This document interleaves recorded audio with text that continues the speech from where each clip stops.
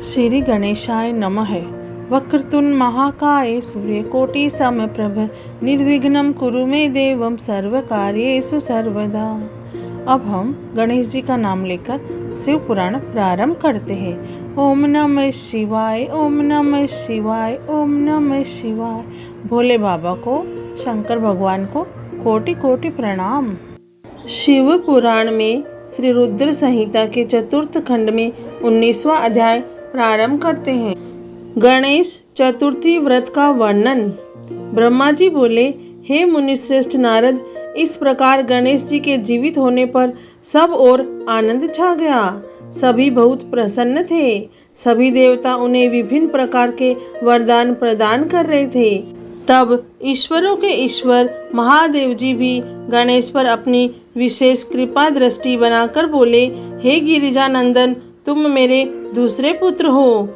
तुम्हें न पहचानने के कारण तुम्हारा यहाँ अपमान हुआ है, इसीलिए मेरे भक्तों ने तुम पर आक्रमण किया, परंतु आज से कोई भी तुम्हारा विरोध नहीं करेगा। तुम सभी के पूजनीय और वंदनीय होंगे। तुम साक्षात जगदम्बा के तेज से उत्पन्न होने के कारण परम तेजस्वी और पराक्रमी हो। तुम्हारी वीरता और साहस का लोहा इस संसार में हर प्राणी मानेगा। आज से तुम मेरे सभी शिवगणों के अध्यक्ष हो। ये सभी तुम्हारे आदेशों का ही पालन करेंगे। आज से तुम गणपति नाम से भी जाने जाओगे।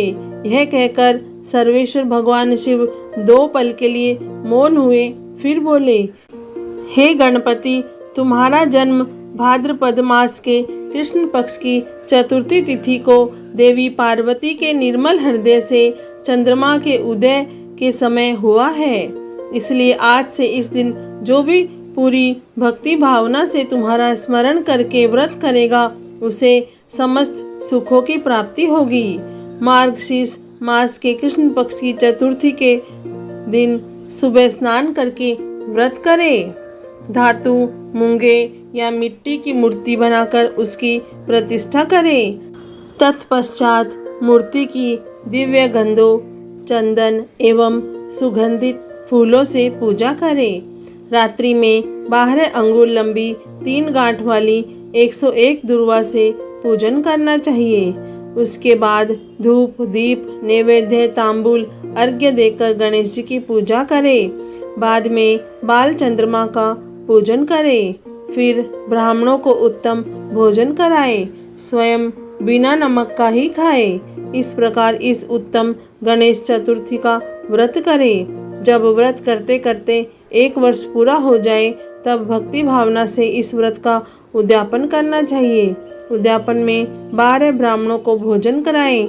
व्रत का उद्यापन करते समय पहले से स्थापित कलश के ऊपर गणेश की मूर्ति रखें।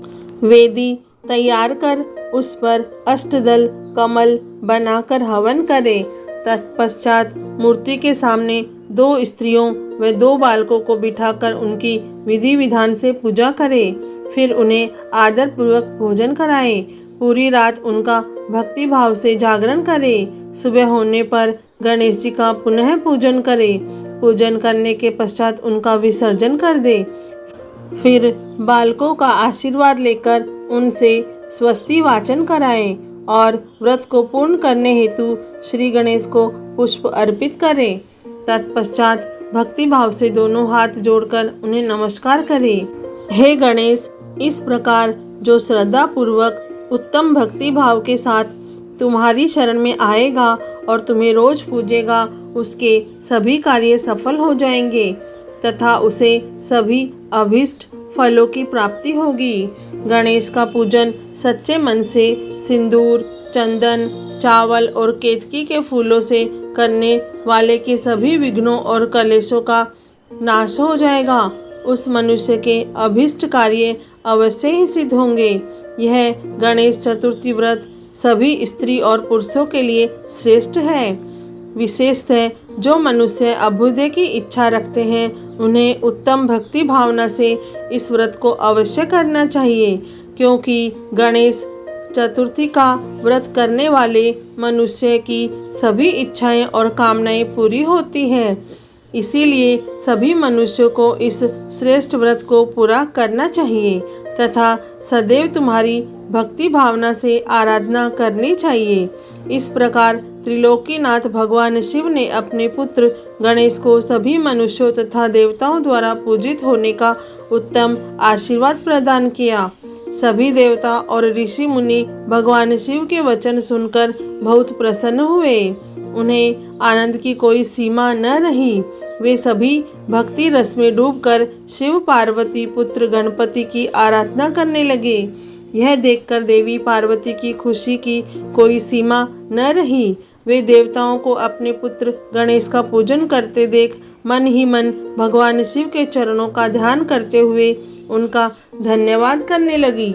उनका सारा क्रोध पल भर में ही शांत हो गया।